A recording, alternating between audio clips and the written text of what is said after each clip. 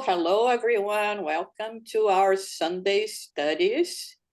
Today, we are going to be covering the Mediums book by Alan Kardec.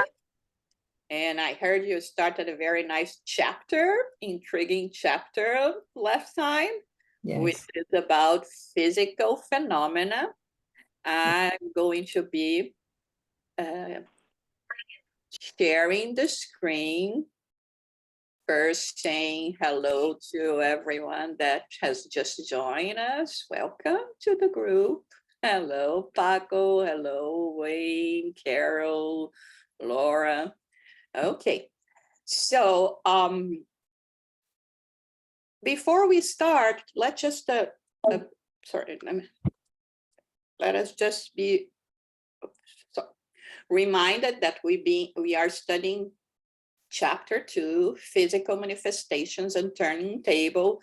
And the first item 60 that we were reading from this chapter, Kardec was explaining that although even at his time, this was no longer a practice that was being used by, those that were more serious in terms of the science behind all that, understanding and discovering and trying to work on different methodologies, still we have to consider it as being the initial point of everything that gave rise to Spiritist doctrine. One of the things that he said about,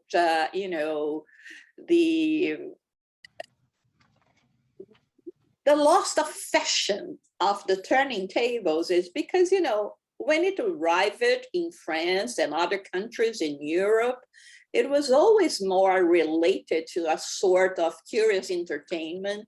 And of course, an entertainment is only good for a certain time, a novelty.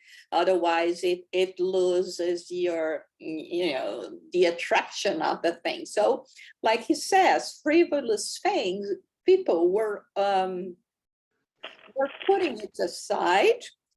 And the other ones that was more involved and really wanted to understand more about what was behind those communications, they soon came to the idea or the realization that it was a very slow process, the tilting of the table, knocking 1-2 times, looking for letter to letter, all this in order to convey a message, right? So that kind of phenomenon in terms of direct communication was actually put aside.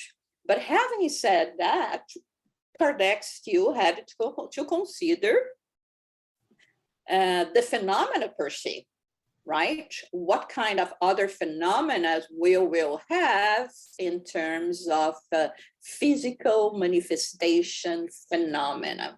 And this is what we are going to be studying today. What is physical manifestation phenomena? The first one that gave rise to everything was this one, the turning tables. But was there more, and what kind, and how exactly did it work? Okay, any question, any comments so far?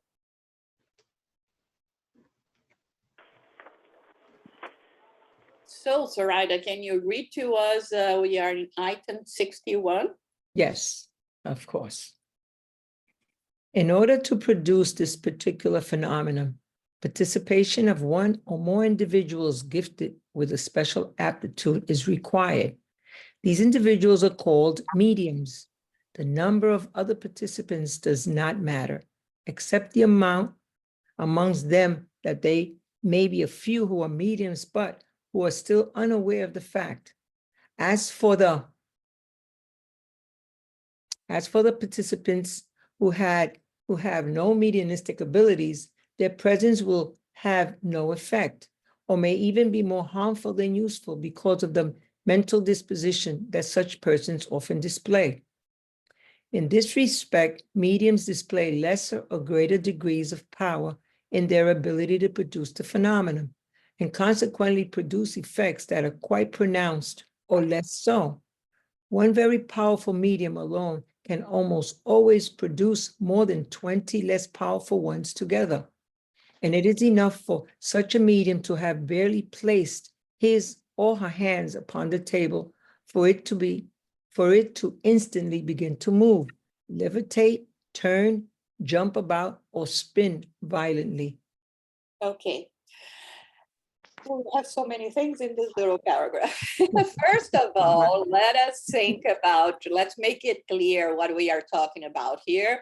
I don't know how much it was covered before, but when we talk about two different types of mediumship, and we talk about mediumship of physical manifestations, what Kardec is meaning here, and what we do understand, is that phenomena is going to happen and it will be visible for everyone, like the turning tables. I mean, the tables were going to be jumping, circling, tilting, and everyone could see, and everyone could attest that no one was making it do that in terms of, being a hoax or anything of this matter. So when we are talking about physical manifestation, is that we have a medium that it will be able to produce enough ectoplasm and that is endowed for this kind of mediumship, so to say, and the spirits will be able to use this physical energy, so to say, for the displacement of objects, for the materialization of objects, for the transport of objects, for materializing completely or just partially. And this is what we are talking about, physical phenomena. We don't have to be a medium to witness when something of this nature is happening. We have, of course, so many different reports of, I swear my kids were here, and all of a sudden they are in a different place. And sometimes, it was not you that misplaced those kids, that maybe, some, spirits that will be trying to give you a hard time, and just using the energy that may be with you or someplace close, they will just do that. I had an interesting experience with that. I have a bracelet that I love it so much. I brought from Egypt with the Anak cross, the cross of life. And I love that so much. I never took it off. And all of a sudden, I mean, it was no longer in my wrist. And I turned the house upside down to find that bracelet, and I couldn't. Wow. And of course, it was just a bracelet, but anyway, I like it so much, and it meant so much to me. And 1 year later, I was opening the drawer that we have our day-to-day cutlery, and the bracelet was there. I mean, I myself opened the drawer 3 or 4 times a day. My husband, my son, the housekeeper, everyone.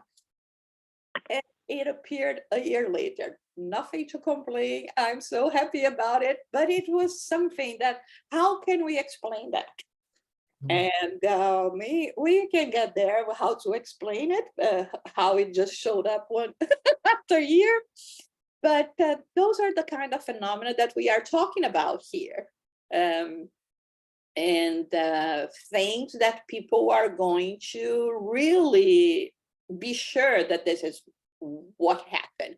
So when Kardec says here that we only need a medium to produce this phenomenon, one thing we have, from the basics, no mediumistic phenomena is going to happen without a medium. And in the case of physical phenomena, is exactly the same. Here he says, maybe you don't even know that you are a medium of physical phenomena. That means to say that you have this physical, organic possibility of donate, so to say, what Charles Richer called ectoplasm,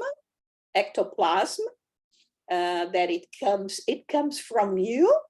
That is the energy that is used by spirits to produce a different variety of things. And one thing that I want really to sorry to say here in this paragraph, when he mentions one very powerful medium alone can almost always produce more than 20 less powerful ones. Is power. What we are talking about here in terms of power, it has nothing to do with moral, ethical behavior. So here we are not talking that, oh, this medium is so powerful and we should be worshiping this medium like he or she would be a saint. It has nothing to do with your spiritual involvement. And quite often we are going to find those powerful mediums in terms of donating this kind of energy that we, the ectoplasm that we are talking about, and they are not necessarily always in their best behaviors. So it's not a question of putting a lot of those mediums together or having just one, or it will vary according to the possibility of each one of them. Any question or comments? So I have a comment actually.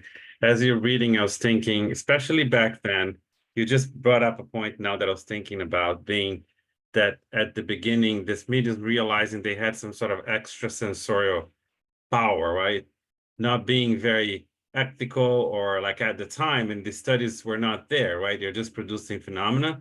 So I think once you inflate human ego, some sort of idea of power, right? So you instigate something that's very dangerous at some point, and I think was Kardec, he had to break through to, because the more, like I said, the moral side is not necessarily related to the power. So giving people a little bit of power when they think they're ahead of you, that it could cause a lot of inflated egos, right, in the medium. So there's definitely a danger there. And I think, Roger, that's me thinking, okay? Yes. That maybe this happened for a purpose, because the least person in the room that you think would have the morals and knowledge to do something, this is the person that is going to do it.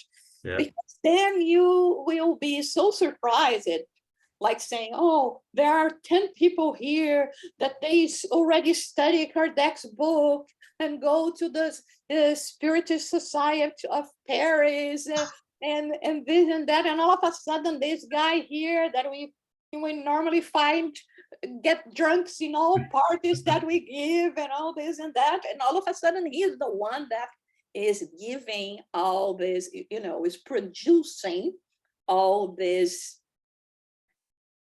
animal fluid that pertains to the human beings, right? And I think that sometimes this is the reason, because we will, at least at the beginning, we would find, because they had to focus more on the phenomena than on the person per se. Right. And probably there's a lot of unintended consequence where the medium have to go through some situations where it's not necessarily prepared to go through, and have to deal with that on a daily basis. So it's very interesting that that the fast. Yeah, and you see, until you get to this point, right? the poor guy or gal didn't even know what was happening. And every time he goes to a place and things start moving and disappearing and, voices all around. Go ahead, Laura. I have a question. Does the ectoplasm have to do with taking away the vital fluid? Or are they two completely separate things? No, the ectoplasm is vital fluid, okay? Is a byproduct of the cosmic fluid, right? The universal cosmic fluid. And when it, let's say, it is, let me see how to phrase that. When we reincarnate, all our physical body is made up of this cosmic fluid, okay?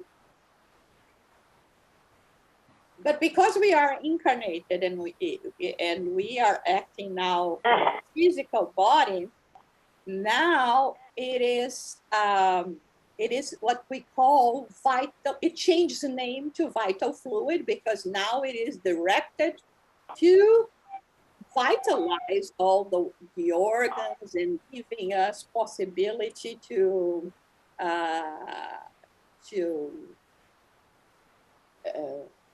act, right? So this is the vital fluid. But there are some people that are capable of using or displaying a lot of vital fluid, and they can soon recover from that. Even it's like you're donating blood, okay?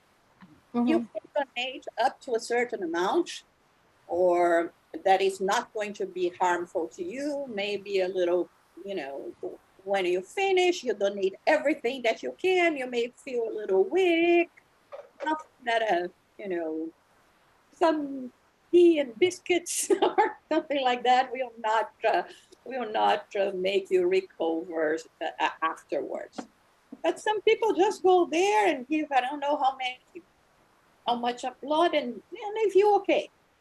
So let's think about this vital fluid in terms of the producing of this physical phenomena, when we have to have the ectoplasm of the vital fluid being given as if it was like giving blood. So when a medium uses this ectoplasm to, say, help another, are they shortening their life in any way? Are they what? Sorry? Shortening their lifetime in any way? No. So then so it is separate from, yes. I guess, the vital fluid that extends your life. Okay. And this is a very interesting question, Laura, because we could think so, right? Like having this idea that I am a battery, and that battery can only a certain amount of life. And what the spirits commonly talk to us is exactly the opposite. Maybe you have a battery that should last at least 80 years, 90 years. And because of the way you behaved in life, now you just have 70%, 70 years, right? Instead of 80 or 90. Mm-hmm. But when we're talking about behaving and using in an unnecessary and disturbing way is one thing. When we are talking about you donating this energy to produce this phenomena, it is going to be giving back, and on the contrary, depending on how you use it for this phenomena and mediumship, etc., you can even, there is extra room for, instead of living just 80 years, living 90 years. Right. That's what I thought, but I wasn't clear on. Thank you, Jude. But you see, we can have this experience. Let's say that you know, I had experienced that myself, and I think you guys maybe have experienced as well. When you go to some places where you live and you say, oh my God, I'm so depleted of energy after going to this place. Something happened there. Not that I'm saying that there were physical phenomena happening, but you know, people that sometimes feed on our energy, and this can happen as well. But in any case, it's not going to compromise our plan of life. It just to compromise us momentarily when we, you know, we leave the place and we are tired and I felt exhausted. Or, you know, remember when we go to our mediumship meetings and we all sometimes go there and are dragging and tired after a long day. And then when the meeting finished, I remember our dear friend Andrea that used to say, oh my God, I feel rejuvenated, re-energized now. Let's start again, right? It's something like this. Any more comments or questions?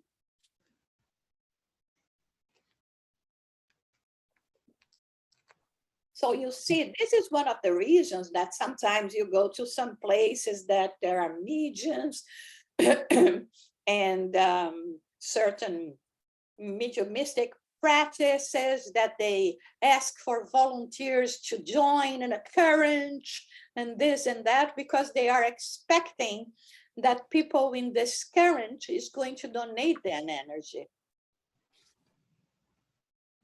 But like it says here, not necessarily, right? And let us remember one other thing that he says here. People, and this is one thing that we have described it even in the book, in the domain of mediumship, where they talk about that physical phenomena meeting, where the spirits had to promote the transport of some flowers to the room, because the minds of people there were so not contributing to what they were doing, you know, like everyone distracted and curious about what was going to happen, and or just asking for themselves and not for the purposes that they were there. So again, that's sometimes, you know, for this kind of meeting, a greater number of people, a big number of people may even be more harmful than good. Okay, so let's read this. Oh, go ahead. Okay, 62. There are no outward signs of mediumship, and only experience can make it apparent. During a meeting where such an experience is desired, all that is required is for everyone to sit around a table and place their hands flat upon it without pressure or muscular movement. Since the causes of the phenomenon were unknown in the beginning, numerous precautions were taken that were later seen to be completely useless. For example, the alternating seating of males and females, or the joining of the participants' little fingers in order to form an unbroken chain. This latter precaution seemed necessary because it was believed that there was some sort of electric current involved, but experience later showed it was useless. The only truly obligatory condition is one of concentration, absolute silence, and especially patience with the effect is slow in coming. The effect can appear in just a few minutes, or it may take a half hour or even a whole hour. It depends on the mediumistic power of the participants. Okay, so here Kardec is demystifying some aspects that were thought to be inducive to the manifestation of physical phenomena. First of all, he says, since you are like, donating your blood, there is no particular sign that will say that, okay, I'm capable or not, or, that will really say that you are a medium. So when they were doing those experiments at the time, they would gather with people, of course, being aware of that this depends on the spirits and the seriousness of the meeting and all of that, respecting all the gathering, right? And here it says what you need to do is to sit around and just wait for the phenomena to happen. And but it was because of that we had the Ouija board, we had other things like, little girls trying to, sit in a circle and evoking spirits and this and that. Again, we have to know of the consequences of doing that in order not to cause any harm to us. And like he says here, there is no need to have, male and female sitting alternating and touching, because the energy comes from within. It's not because I'm going to, hold Rogerio's hands that all of a sudden we are going to be like super powerful, like, the Shazam ring, right? No, it has nothing to do with that. Okay. But the phenomena always depends mainly on the spirit side. We may do everything that we want to do. I mean, we may have the mediums, we may be there serious purpose, but if it's not supposed to happen, it's not going to happen, or it's going to be very subtle. You will, let's say, stand up to leave disappointed, and then you will look for your keys in the usual pocket that you normally put your car keys, and they're not there. They are on the other side. They are on the other pocket. So little things like this. Any question, comment?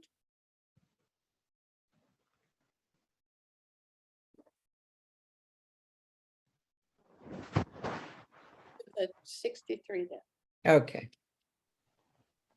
Let us add that the shape of the table and the material from which it is made, the presence of metals, silk in the participants' clothing,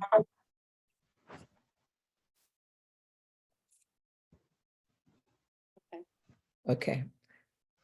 Clothing, days, times. Oh, boy.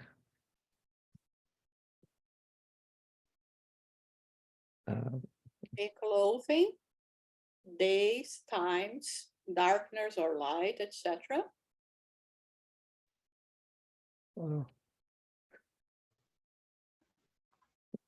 Okay, make no difference, nor do rain or good weather.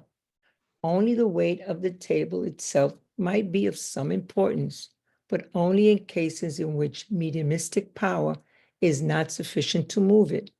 However, in other cases, one person alone, even a child, is enough to lift a 200-pound table, while under less favorable conditions, 12 individuals will not be able to budge even a small table. When the experiment is ready and when the phenomenon begins to appear, it is very common to hear a small crackling noise within the table and to feel it shudder just before it begins to move. The table seems to struggle to break free from the floor.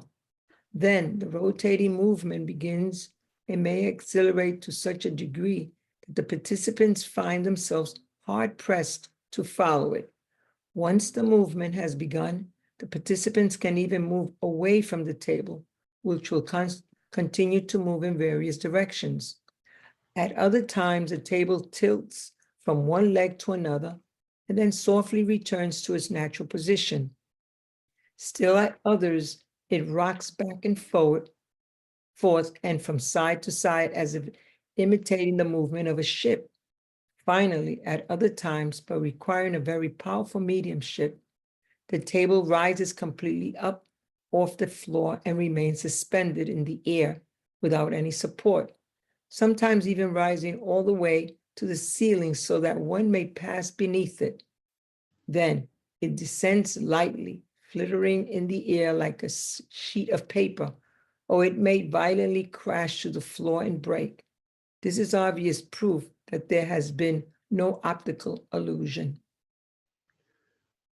Yeah, so those phenomena are very interesting. And like, again, Kardec is making it very clear here, removing any kind of, superstition or things that we want to believe that are going to be more conducive or not for the phenomena to happen.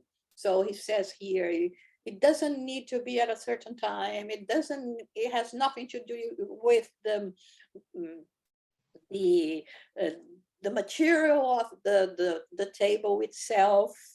But again, of course, if it's a heavier table, it may require a little more. And I was remembering about Kate Fox. Do you know Kate Fox, Maggie and Kate Fox? The ones that, the birth of spiritualism here in New York, in Hydesville. And then later they came and they both lived here in New York City.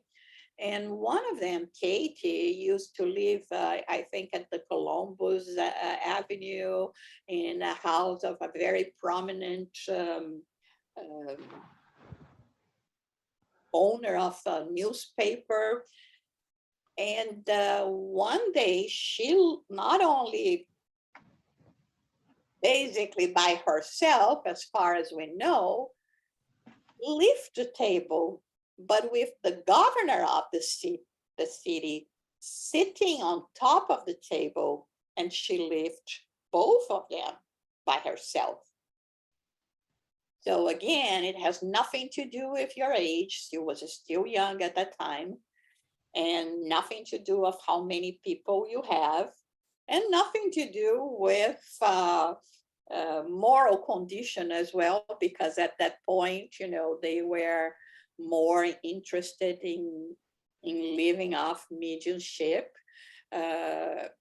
which was, we're not here to judge. They were in a very, very poor condition, difficult condition, and all of a sudden, this opened up to them the possibility of surviving.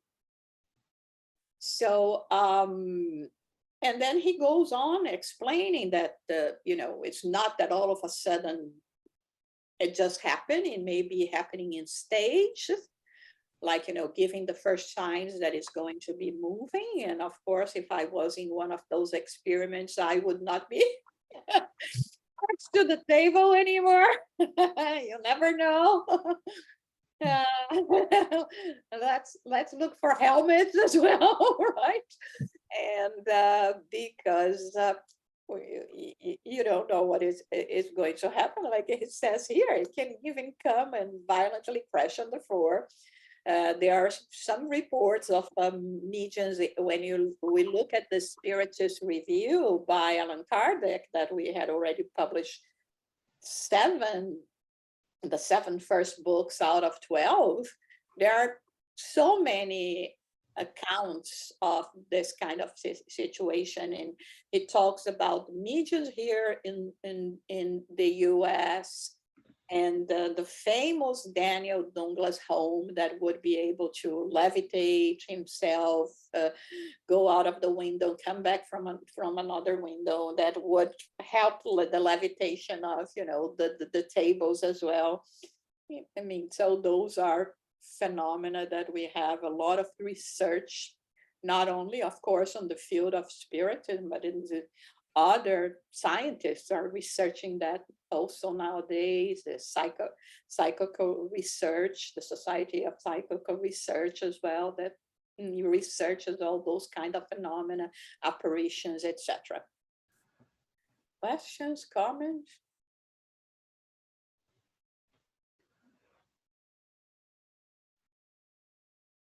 Okay, so let's go. Okay. Oh, So go ahead. Sorry. 64, okay. Another phenomenon that frequently occurs, depending on the nature of the medium, is a production of wraps within the heart of the wood inside it, without there first having been any movement of the table itself. These wraps, which are sometimes quite weak and other times very loud, may equally extend to other pieces of furniture in the room, to doors, walls, and ceiling. We shall return to this matter shortly. When these wraps occur within the table, they cause a vibration that can be felt with the fingers, and they become especially distinct when one places one's ear against the table.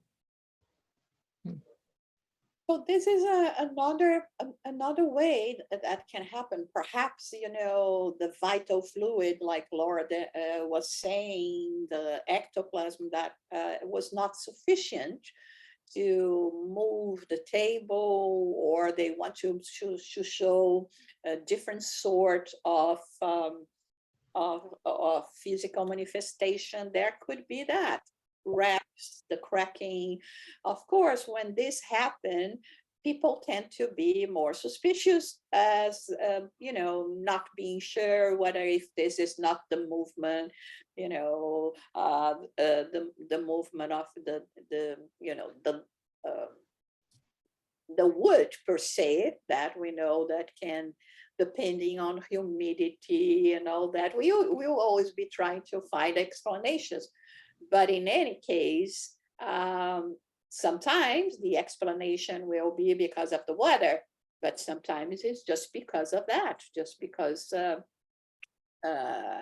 is something happened. That is one story from Allan Kardec that is interesting, that he was, writing the Spirits book, and all of a sudden, when he was in writing there and organizing one of the questions, he heard a knock and a rapping like that was coming from inside to the walls or the table. And of course that caught his attention, and he stopped. And the following day at a seance, he would ask the spirit that manifested if that was a phenomena, because again, he couldn't be sure, and he was not skeptical per se, but he wanted to be sure about things. And then the spirit told him, yes, it was us interfering, because you have to rewrite, or you have to reorganize that question. And then he tells us that he went home and he paid attention of what he was doing, and actually he had to rephrase things or this and that. So sometimes even without us realizing, their presence or around us, and things that will catch our attention, is with an aim to help us as well. Any questions or comments? It's just, I have a question about that last comment. I think, so the way to interpret this, they basically borrow ectoplasm somewhere else to produce the phenomenon, right? Because Kardec was not a medium. So in a way, there was a way of like finding a medium nearby and borrowing that make it happen? Is that the way to interpret this? First of all, I like to say that Kardec was the best medium that we Yes, true. It's true. because no, but I understand, Rogério, because this is what normally we say. Kardec was not a medium. Right, If he was not a medium that would display ostensible mediumship, like he didn't get into a trance, he didn't write like a medium of automatic write or psychography, but he had the most developed form of mediumship, which is the inspiration, Yeah. intuition of being in constant contact with the spirit. But yeah, not for those kinds of phenomena. But even then, we cannot say, normally what we say is the spirits are going to borrow, maybe from the neighbor, maybe from his wife, Amélie, right. Gabrielle, what's there. I mean, and for them to do that, a single rat, it was not they didn't need that, just a few drops of blood, right? Right. Even Kardec himself maybe was capable of donating that. So we don't know.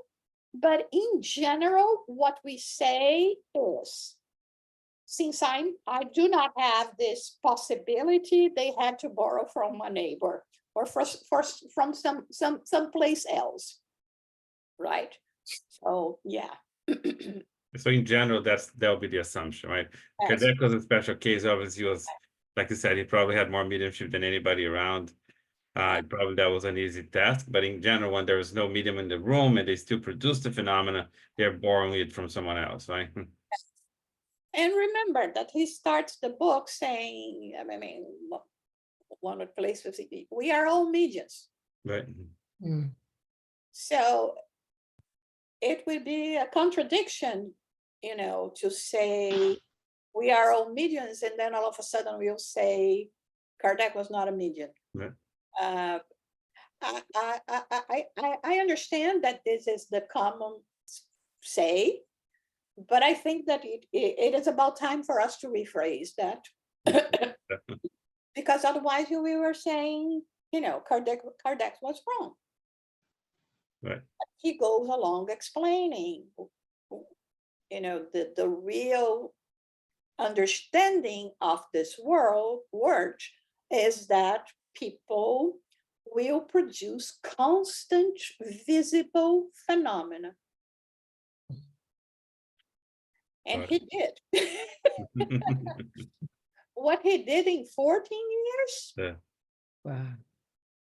writing more than 10,000 pages,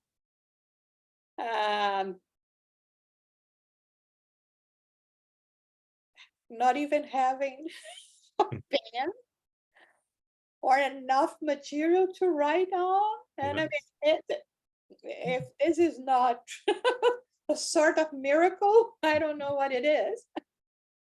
Okay, any Thank comment? you. Question? Don't worry. Thank you. I have a question, Sarah. Okay, in today's world, is there any justification for the display of physical manifestations in today's world now that we know about much more? Is there any potential justification for the display of such physical manifestation? I don't know where you want to get there exactly, Paco. Because you said that now we have moved away from that, Yeah. from the physical manifestation. Okay. So I'm thinking, is there a potential justification for such a display? Or I'm just speculating, is that just mere speculation or my question, or do you Let's think see if I understand where you want to get there. Why don't we do that anymore? exactly? Uh, And if we do, is there a justification for it? Yes, like Kardec was actually talking about in this chapter. Right at the beginning, he says it was important at the beginning, call the attention of people, Yeah. but it was very inefficient, right? Because even if we, for a session of materialization, for that to happen, or even if we are talking about healing or something, that healing is part of, physical manifestation as well, we have to have a very reduced number of people for this to happen. And even then, like they say here, people that are there may not help the spirits per se, because of the disarray of their mental state. And it's restricted to a few number.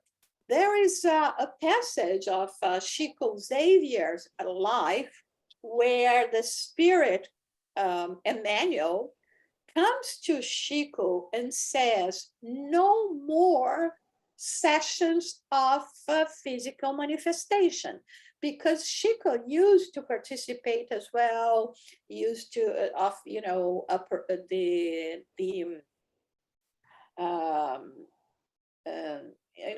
for the materialization of spirits. This is how we have, some photographs that comes even from Chico's group, that they used to have these sessions of materialization.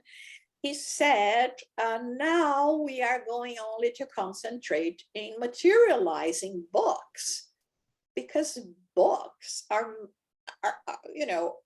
much more efficient in spreading the word than just staying in a session of materialization. And so this is one of the reasons why it is not a custom for quite some time. There was a transition in the whole movement of Spiritism. And as we know, there is a whole story behind that. Spiritism became, was elaborated and became huge in France. But then after Kardec's death, we have few years later, after 1 year later, France was in war with the Prussians and they lost. And then there was 2 world wars in Europe, which actually reduced it to a minimum belief in anything spiritual. And there was a transition. On the other hand, those knowledge traveled to other countries, one of them being Brazil. And it took a turn there that was very amazing. And mostly, if we are going to study in terms of sociology, history, etc., because Brazil also had slaves, but the slaves in Brazil, there was mixed marriage, engagements, and they were the ones in charge of raising the new generation. And they brought with them their beliefs of, the communication with the dead, etc. So when Spiritism arrived in Brazil, there were some centuries of generations that were raised with the belief of spirit communication. The Afro beliefs, right? And so it found a good soil to take over. And so at the first 50 years of Spiritism in Brazil, it was only about, seances, mediumship, direct contact with spirits, this kind of, phenomena, physical manifestation phenomena. And then there was a transition that slowly but surely took place in changing the course of just going there because you want to see spirits manifesting, And now it's time for us to go to the core of that. Why are we here for? Now let's us reason together. We are telling you that spirits do exist and that we can communicate, and we are sharing with you our, you know, Mm. inner side, and little by little it is started to, there was a shift in direction. And nowadays, I mean, it's not that they do not exist, but not many, and it's especially there. I would say that perhaps in other countries that it still needs to be more impacted by the physical phenomena.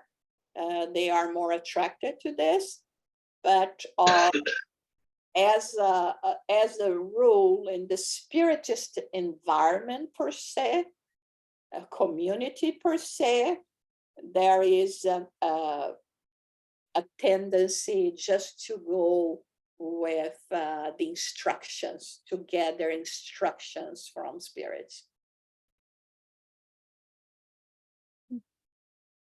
No problem. Sarah, I have a question. I'm digressing a bit, but I think something you said got me thinking. So is it correct to say that having the opening of maybe some African religions in Brazil because of slavery facilitated or made spiritism to disseminate easily because of the whole idea of communication with the dead that the African religions bring with them? So would you say there's an influence that opened up the culture to more receptive or something like that? Yeah, and it's not me that is saying that, okay? There are studies about that. I have a book here that is called Candles and something, that was a professor that went to research this aspect. So you have to start with the colonization. I mean, now is a history class. But you have to start with the colonization of Brazil. The colonization of Brazil by Portuguese people. Portuguese people were not, let's say, they were used to mix race. Mhm. In Portugal, the Turks, so they were not worried about, let's say, maintaining their bloodline. Okay. Okay, so when they moved to Brazil and they were exposed to Native Americans, and then unfortunately we have a history of slavery as well. There was a different relationship that we would find here in America, where there was more of a separation of, ethnicity and etc. So in Brazil, there were many Portuguese that would wind up marrying with a slave, and they were not worried about that. And that was not only having children, which perhaps would be happening here in the US as well, but there was this mixed race because they were used to this kind of mixed race. And in any case, because of, the not being Puritans, right? And not necessarily the Portuguese that came to here were of great moral per se, etc. In some times, they had no problem in this, and like we said, the slaves would be very close to their family life, and like we said, they would be the one responsible for educating their children. And then there was the stories from my place or my ancestors and all of that. So this, according to this thesis that I'm talking to you about it, and due to the variety of the diversity that we have in Brazil made people more prone to, to this mix of religions, in a sense that today, I think it would not be wrong to say that what is the religion of Brazil? Of course, if we're going to say officially is the mostly Brazilian are Catholics, but unofficially, we would say is religious syncretism. Yeah. This is the characteristic of religion in Brazil, because I may be born a Catholic, but I am a Spiritist as well. And if you invite me to a Protestant church, I'll go as well. Oh, I love Buddha, and I'm going to be following Buddhism as well, and so on, And so this, considering all the aspects of this history in this melting pot, there is a book from a Brazilian journalist as well that talks about it, which is very interesting, and talking about the Portuguese that came there and talk about all of this that I'm telling you. So when Spiritism arrived there, it was not uncommon for the people, at least, to have heard of those, African codes, or it was coming from generations. That makes sense. Thank you. Jusara, a quick question. This is Carol. Hi, Carol. Hi. Thank you for hosting. Question: were the French also participating in Spiritism in Brazil, or was it actually the Portuguese? Would you say that more so the Portuguese? Well, what happened in this story of Spiritism in Brazil is the following. Of course, Brazil was a new country, and the intellectual country of the world was France. So everyone that had money enough would send their children to study in France. Or they would be raised as well or educated by French governors. João Mathers was raised by French governors. That's great. Would be 100 this month. She died with 9 at the beginning of the year, so she almost got there. So we're talking about 100 years back, right? And so French was the language of the, the highly educated people. It was there when we had the court, and then within the Republic as well. So when the books came from Kardec, they were all in French. And for 15 years, Spiritism was practiced in Brazil in French. And then we had a man that is called Joaquim Carlos Travassos that translated, I think, 4 of the books of Kardec in less than 2 years, which is no computer, no nothing. It was, again, a miracle. Moses tablets, just to materialize it, because, we are talking about 2,000 pages, right? And little by little, we started leaving just the, let's say, the high intellectual class, which not necessarily meant at that time that they had a lot of money, It was more like the intellectual class. And then they start spreading all over Brazil. And what it is amazing, it's just coming to my mind right now, is that the first Spiritist center in Brazil was in Bahia. The cradle, up to today, of African descendants. Today, Bahia is made 80% of the population, I would say, is maybe 70% is African descendant.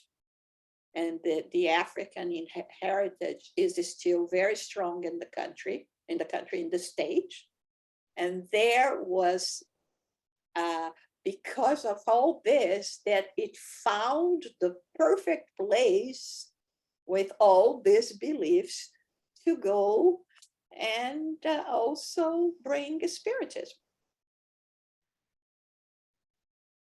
Wow, thank you so much. And the African descendants in Bahia, they are all, or mostly, are all knowledgeable of Kardec. They may still follow more, their religion, their ways, but they are all knowledgeable of Kardec.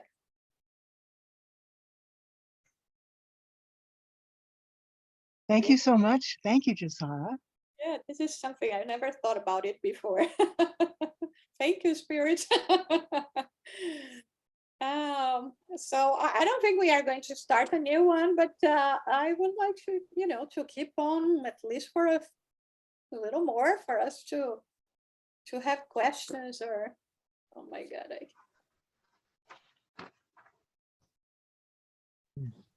comments. João told me to be ready because you guys asked a lot of questions. And even you, Beaboni, he said you asked a lot of questions. So in a good way, right? Yes. He said, be prepared because Ebony and Wayne and Rosario. Yes, I have a question. I just want to make sure that I do understand that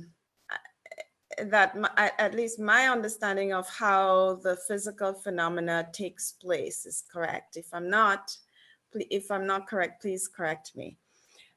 So ectoplasm, which is essentially vital fluid from the medium, that is utilized by the spirit to sort of envelope the object or objects that it wants to interact with, and using its will, well, I guess the vital fluid gives the object some sort of temporary animal life, and the spirit then uses its will to do whatever it wants with that object. And in this case, it was the table.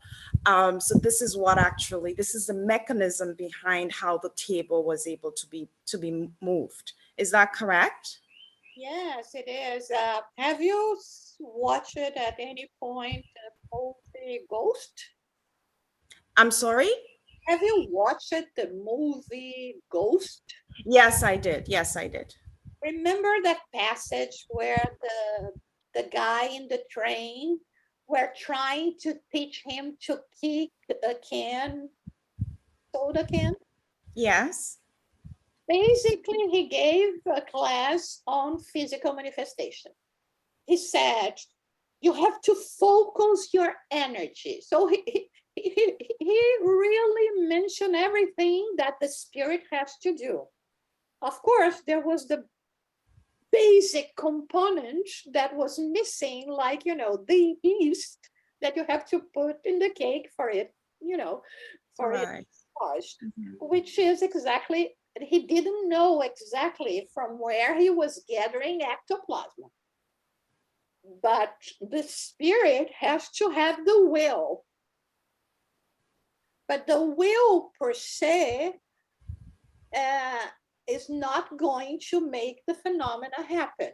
What makes the phenomena happen is this gathering or this display of ectoplasm, vital fluid, that people could be giving. In that case, if you are in a subway station, in a train station, imagine the number of people that go back and forth all the day, and how, if he knows, he could manipulate and taking a bit here and there, and for the phenomena to be produced. But it's exactly what you said. Okay, thank you.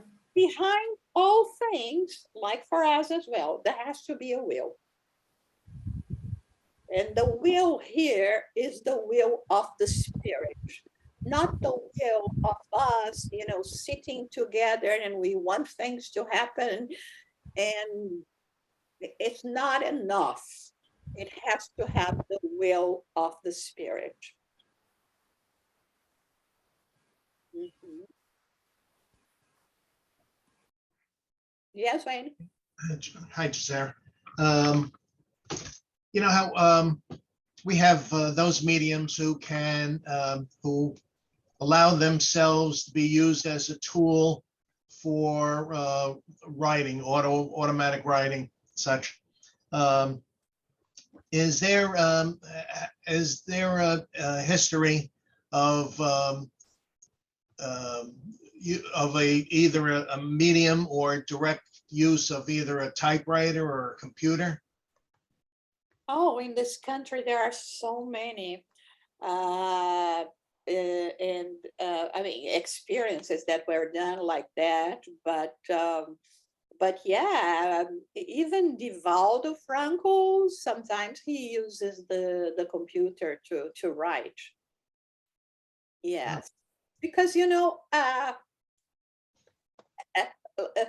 let's think about progress. Okay, at the beginning, we studied today. It was like, the tilting table, knocking, tilting once is yes, tilting twice is no.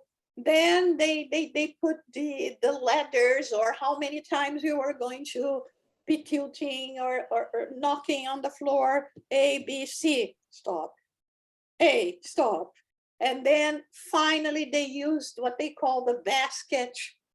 Then they finally, with a pencil, put it in a basket in the way that you'd be writing. Then they said, well, maybe if we just use the hand of a person. And then they found out that not every person was able to write. You could write, I could not, Rogério could write and Carol could not. And then we would go from there. And then we started seeing, and many people will still say to today, because you have to use only pencils, but this is not the case. We can, pencils were more common at a certain point. Now we can use pen. There are so many different types of pen. And now we have another way of using to write, which is the computer. The problem sometimes with the computer is that, because of the screen and the lighting and all of that, may be more complicated when you are talking about the set for the mediumship meeting to take place. But it's not impossible to do. It's not, we should not have anything against it. I myself type with just 2 fingers. And I still have to look for the letters, that it would be very difficult for me. Although sometimes, I feel that I'm doing that. But for those people, in the younger state that type like this, right? Why not? They don't even need the screen. Maybe you just have, your keyboard. You turn the lightning from the computer as much as possible, not to produce a different lightning for the communication. Yeah, and you can do that. Okay, and sometimes, I read the other day an article like, that would try to make this sensational. Oh, now we have mediums that write on the keyboard.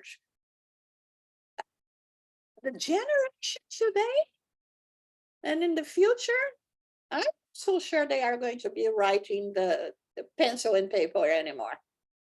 You know, and so what is going to happen with the mediums, right? Because it will be like writing with, how do I say that old pen that we had to, Quill. Huh? The Quill. quill. Yeah, like, you know, if you ask me, let's write with the quill today, I would say, I can't. And this is what our young people, 20, already today, but 20, 30 years will say, no. This is like writing with a quilt. So nothing to be amazed of. Everything depends on the concentration and the seriousness of the medium. You know, it brings in the, you can extend this then, that the, you know, utilizing a computer for the exchange of information is one thing, but then you can imagine, you can extend it further now. Through computers, you can interact with the world in other ways. I can, like when I was working at one point, I was a remote tech for a well, not a remote tech, but in a small company, I was the computer tech, and I used to manage computers remotely, so I didn't have to go to a person's desk. But at the same time, they could type a word, and I could finish it. And the word, and you get certain people, and they get surprised and fearful of this. And but now you can, with that extension of this capability of using a computer, you can imagine in the not science fiction world, but in the science world, or in maybe there's going to be a war and an attack on something via computer. Everything's by computer. Now, it doesn't happen because maybe a spirit interferes. He writes, you know, we're talking about evolution. So there's spirits who have great computer expertise and from their past life, and they interfere and they interact, and boy, that can go on. You know, your mind can take that everywhere. Yeah, and this can be done, but by the two different types, you see the basis is there. And I love that Kardec always says, Spiritism is common sense, use reason, okay? So now the way that we have in 21st century to write is the tablet, right? To tell you the truth, most of my talks that definitely are inspired, I write in my cell phone. I can type better on my cell phone than the keyboard. And also because of the self-correct in the cell phone is better anyway. So the basic here is we have two different kinds of phenomena, the intelligent phenomena, right? And we have the physical manifestation phenomena, always remembering that intelligent has nothing to do with my IQ, right? It's just that it's going to be a phenomena that is going to be coming from the processing of thinking, and the physical manifestation, no. So in this case that you're presenting, the spirits themselves can type themselves. And this is would be an instrumental communication that was hugely studied here in this country. I have a presentation only about that, the names and how many, Leslie Fling and George, I don't remember, but this George was a millionaire, like, you know, like maybe not like Elon Musk today, but he worked in technology. He had huge research on this. And so the spirits can do that. For them to do that, still we'll need what Ebony told us is the basis. They can do it. They just need a certain amount of ectoplasm so that they can move the keyboard. Or they can use the intelligent phenomena, which is me, myself, whether in a mechanic, conscious, unconscious, or semi-conscious, I'm going to be writing. I'm going to be writing, you know, and there is this impulse for me to write, especially if I'm dedicating myself at that point to this kind of practice. Having said that, there is a point that we always like to emphasize. And this starts with the statement of Jesus, where there are two or more gathering in my name, you know, talking about the strength of the togetherness. As much as possible, I should prevent myself from doing that alone at my home. I should be in an environment conducive to that, where I will have protection and where I will have more guarantee that the resulting of the message is a good one, is for a good purpose. And having said that as well, if you are like, you know, a Divaldo, okay, a medium that is 36/7 hours a week, 36/7 is more than 24 hours, only dedicated to that, with no doubt in terms of his main objectives and reputation in this, he's constantly connected to the spirit, right? I mean, so for us to do that alone in our home, I would rely more on the spontaneous than trying to provoke that. Sometimes, you know, you just, oh my God, this is something I have to write that. So this is spontaneous and most probably well inspired. Me sitting there, like we were talking about, let's sit there and see if the phenomenon is going to happen. I may give way to those unemployed spirits that wants to do something, and I don't want to get in touch with them. I mean, in this manner, if you need help, I'm there. But for me to be your puppet, your prey, no. So yeah, there is a lot to be considered. I like that term, unemployed spirits. Yeah. Yeah. Any more questions or comments? You know, it must have been amazingly tiring doing the knocking on the table, rappings on the table to get a message across. Yeah. I was thinking, did they develop a certain code so they didn't have to do the letter Z with 26 knocks?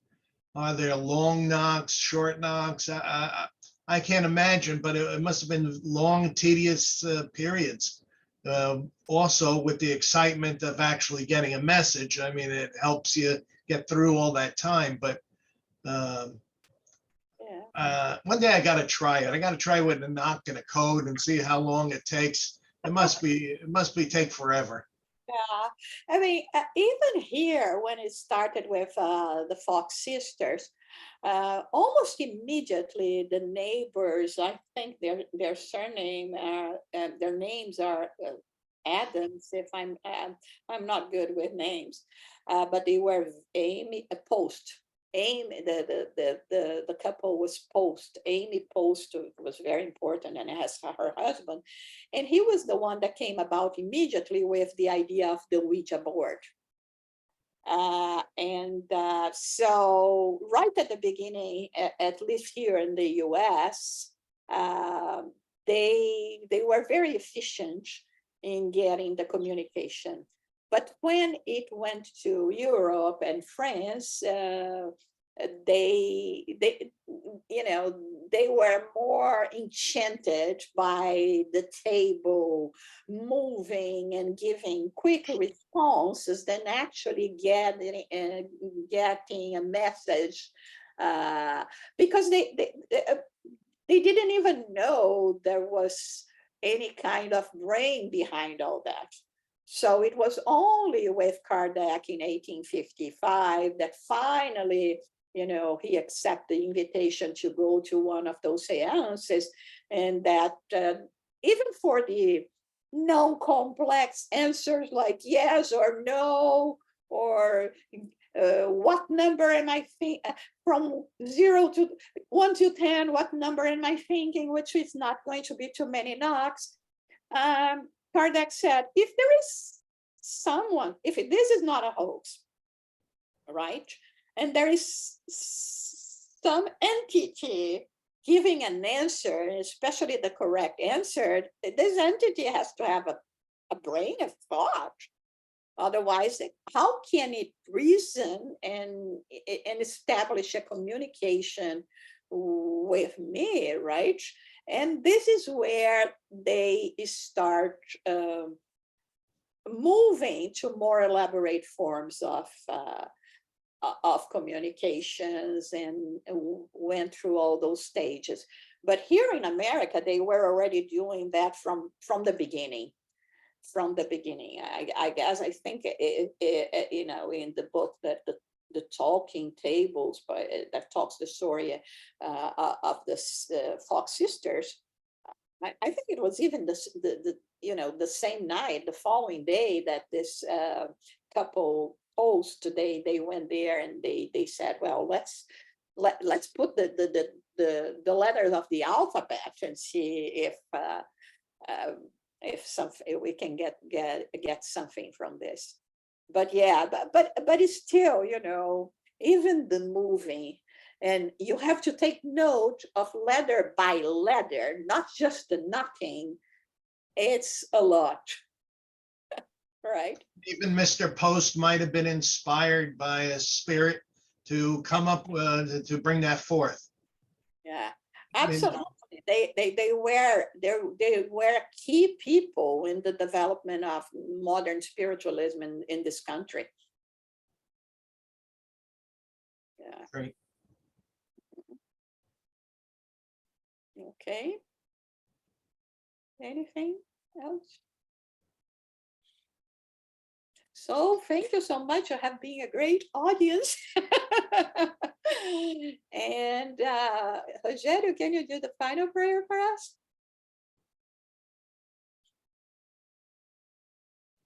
Sure. So let's calm ourselves down at the end of this meeting.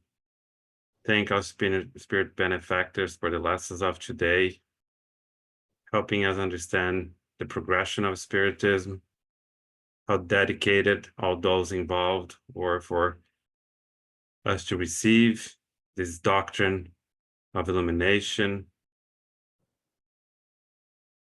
We ask for protection of those here today, using that knowledge that we acquired today throughout the week, helping us to get through any difficulties, any questions, any doubts. And most importantly, apply everything that you learn to help those around us and aid in the progress of our society. With that in mind, we ask permission to close this meeting. So be it. So be it.